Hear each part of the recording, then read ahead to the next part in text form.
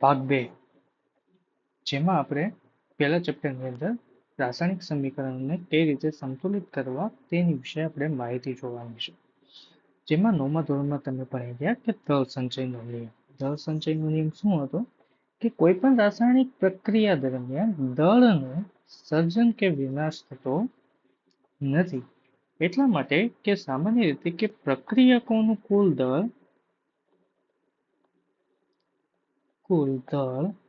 બરાબર નિપજોનું કુલ દળ બંને કેવું થાય છે? સમાન થાય છે. એટલે જેટલું પ્રક્રિયકોનું દળ હશે એટલું જ નિપજોનું દળ હશે. જો પ્રક્રિયકોનું દળ વધારે હોય અથવા નિપજોનું દળ વધારે હોય તો એવું કોઈ રાસાયણિક સમીકરણ હોય તો એ અસંતુલિત રાસાયણિક સમીકરણ તરીકે ઓળખાય છે. તો સૌથી પહેલા આપણે આ રાસાયણિક સમીકરણને શું કરવું પડે છે? સંતુલિત કરવું પડે છે. ચાલો એક ઉદાહરણ દ્વારા આપણે સમજીએ રાસાયણિક સમીકરણને સંતુલિત કરવા માટે શું કરવું. આપણી પાસે અહીંયા ઉદાહરણ છે Fe પ્લસ H2O અને બંને રાસાયણિક પ્રક્રિયા કરી અને નિપજો બે વસ્તુ મળે છે Fe3O4 અને H2 એટલે કે હાઇડ્રોજન વાયુ. ચલો આ છે આપણી ડાબી બાજુ અને આ છે આપણી જમણી બાજુ. નિયમ પ્રમાણે ડાબી અને જમણી બાજુ સરખું કરવાનું છે. તત્વો કયા કયા છે? તત્વોની ગણતરી કરી લઈએ. ડાબી બાજુ કેટલા છે? જમણી બાજુ કેટલા છે? તો પહેલા આપણે લખીએ Fe, પછી બીજો તત્વ છે હાઇડ્રોજન, ત્રીજો તત્વ છે ઓક્સિજન. ચાલો ગણતરી કરીએ. અહીંયા તમે જુઓ તો Fe 1 છે, ડાબી બાજુ 1 લખશું. પછી તમે હાઇડ્રોજન જુઓ તો કેટલા છે? 2 છે, તો હાઇડ્રોજન 2 લખશું. ઓક્સિજન કેટલા છે? તો કે એની નીચે કોઈ સંખ્યા નથી અને આગળ પણ કોઈ સંખ્યા નથી, એટલા માટે આપણે ત્યાં લખશું 1. હવે નિપજોમાં જોઈ લઈએ. અહીંયા તમે જુઓ તો Fe ની નીચે 3 છે એટલે 3 થશે. ડાબી બાજુ તેની સંખ્યા કેટલી છે? 3. અહીંયા તમે જુઓ તો ઓક્સિજનની નીચે કેટલા છે? 4 છે, તો અહીંયા લખશું 4. અને હાઇડ્રોજનની નીચે કેટલા લખી છે સંખ્યા?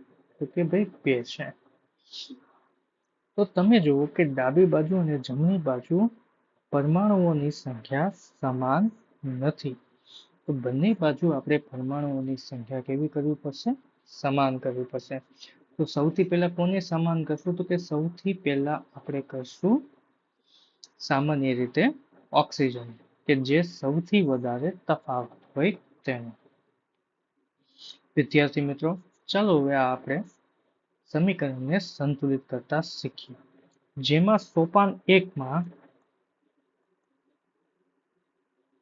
આપણને પહેલો નિયમ એવો કીધો છે કે આ સામાન્ય રીતે જે સમીકરણ લખ્યું છે એના દરેક સંયોજનોને મેં એક ચોરસ બોક્સમાં મૂકેલા છે.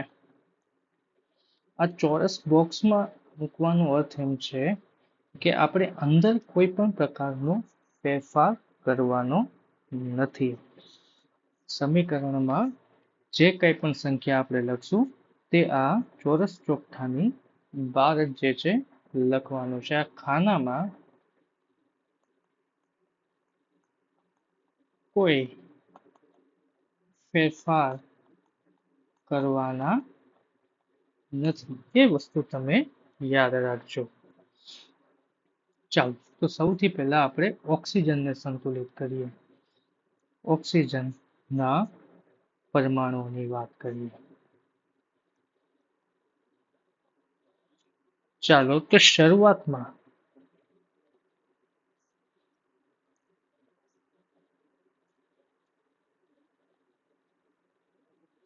પ્રક્રિયકોમાં ઓક્સિજનની સંખ્યા કેટલી હતી? તો કે ભાઈ H2O માં જેની સાથે જોડાયેલું છે તેમાં પ્રક્રિયકોની સંખ્યા ઓક્સિજનની 1 હતી. નિપજોનું જુઓ તો નિપજોમાં Fe3O4 એટલે ઓક્સિજનની સંખ્યા કેટલી હતી? 4 હતી. હવે આને આપણે સંતુલિત કરવાનું છે. તો સંતુલિત કરવામાં આપણે આ 1 ને અને 4 હવે આને ઘટાડી તો શકીએ નહીં, કેમ કે ચોરસ બોક્સમાં આપણે કોઈ પણ પ્રકારનો ફેરફાર કરવાનો નથી. તો હવે આ બાજુ આપણે એવી સંખ્યા વડે ગુણશું કે આ 1 ને આપણે શું કરી શકીએ, 4 કરી શકીએ. તો 1 ને કેટલા વડે ગુણો તો 4 થાય, તો કે ભાઈ 4 વડે ગુણવાથી 4 થાય.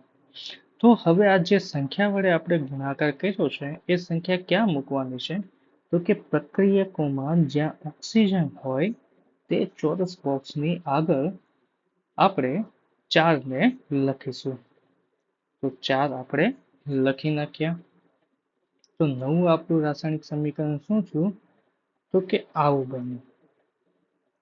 Fe plus 4H2O, Fe3O4 અને પ્લસ H2O. તો ચાલો હવે આપણે પાછા તત્વોની સંખ્યાની ગણતરી કરી કે ડાબી બાજુ કેટલા છે અને જમણી બાજુ કેટલા છે, શું શું સુધારો થયો છે તેની અહીંયા વાત કરવાની છે. Fe કેટલા છે, 1 છે. હાઇડ્રોજન કેટલા થઈ ગયા, 4 ને 2 વડે ગુણો, કેમ કે આ બંનેનો સંબંધ ગુણાકારમાં વપરાય.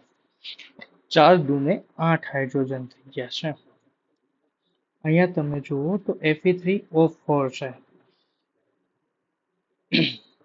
એટલે કે આ બાજુ હવે ઓક્સિજનની સંખ્યા 4 અને અહીંયા Feની સંખ્યા 3, ઓક્સિજનની સંખ્યા 4 અને હાઇડ્રોજનની સંખ્યા કેટલી છે, 2. તો નિયમ પ્રમાણે જેનો સૌથી વધારે તફાવત હોય હવે એને પાછો આપણે શું કરવાનું થશે, સંતુલિત કરવાનું થશે. અહીંયા આપણે 4 લખી નાખીએ. ચાલો હવે કોને હાઇડ્રોજન, તો કે ભાઈ હાઇડ્રોજનને સમતોલિત કરવાનું છે, તત્વ આપણું હાઇડ્રોજન. તો સૌથી પહેલા શરૂઆતમાં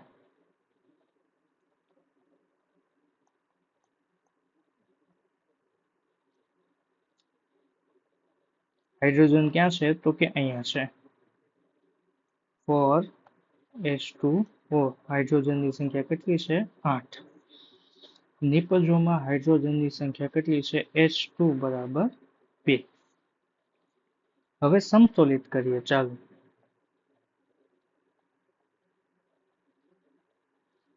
અહીંયા આપણે મૂકી દઈશું 8, અહીંયા મૂકી દઈશું આપણે 2. હવે આ 8 છે હાઇડ્રોજન, અહીંયા 2 છે, તો 2 ને કેટલા વડે તમે મલ્ટીપ્લાય કરો તો 8 થશે, તો કે ભાઈ 4 વડે. 4 દૂને 8. તો આ જે 4 સંખ્યા આવી છે એને આપણે ક્યાં મૂકવાની છે, તો કે ભાઈ નિપજોમાં જ્યાં હાઇડ્રોજન હોય ત્યાં. નિયમ પ્રમાણે આ ચોરસ જે બોક્સ છે એમાં કોઈ ચેન્જીસ કરવાનો નથી થતો આપણે, બરોબર. તો એ 4 ક્યાં લખવાના આવશે, તો કે બહારની બાજુએ લખવાના આવશે. તો 2 સુધારા કર્યા આપણે, એક અહીંયા અને એક અહીંયા. ચાલો પાછા તત્વોની સંખ્યા ગણીએ અને જોઈએ કે હવે કઈ સંખ્યામાં ચેન્જીસ કરવાનું છે. Fe, હાઇડ્રોજન અને ઓક્સિજન. Fe કેટલા છે, 1. હાઇડ્રોજન કેટલા છે, 8 અને ઓક્સિજન કેટલા છે, તો કે ભાઈ 4. બરોબર. અહીંયા તમે જુઓ તો Fe કેટલા છે, 3. ઓક્સિજન કેટલા છે, 4 અને અહીંયા કેટલા થશે, તો કે 4 નું મલ્ટીપ્લાય થશે, 4 દૂને 8. તો આપણું ઓક્સિજન અને હાઇડ્રોજન કમ્પ્લીટ થઈ ગયા. હવે કયું તત્વ બાકી રહ્યું છે, તો સામાન્ય રીતે આપણું તત્વ જે છે એ Fe જે છે બાકી રહ્યું છે. તો હવે આપણે તેને સંતુલિત કરશું. ચાલો Fe તત્વ ડાબી બાજુ અને જમણી બાજુ.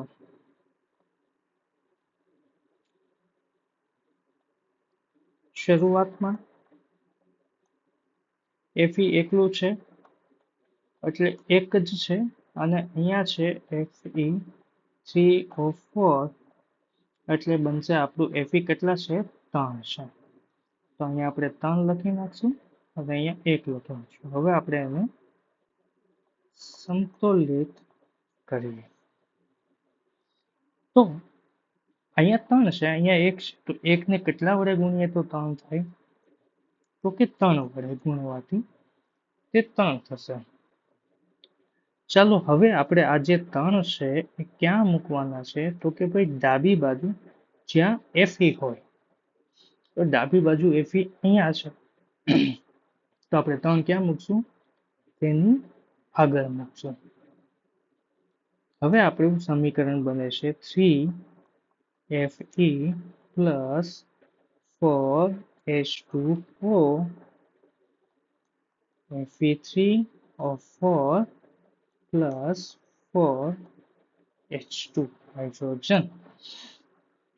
હવે છેલ્લી વાર આપણે ડાબી બાજુ અને જમણી બાજુની ગણતરી કરી લઈએ કે ભાઈ બધી બાજુ તત્વોની સંખ્યા સરખી છે કે નહીં તે જોવાનું છે. ચાલો Fe હાઇડ્રોજન અને ઓક્સિજન. ચાલો ડાબી બાજુ કેટલા છે?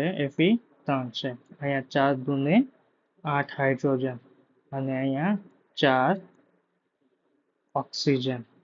અહીંયા Fe કેટલા? 3. અહીંયા ઓક્સિજન કેટલા? 4. અને અહીંયા કેટલા થશે? 4 દૂને 8 આપણા હાઇડ્રોજન થશે. તો તમે જુઓ તો Fe પણ સંતુલિત છે, હાઇડ્રોજન પણ સંતુલિત છે અને ઓક્સિજન પણ કેવો છે? સંતુલિત થઈ ગયું. તો આપણું આ રાસાયણિક જે સમીકરણ છે 3Fe plus 4H2O Fe3O4 plus 4H2O આ આપણું આખું જે સમીકરણ કેવું થઈ જાય છે?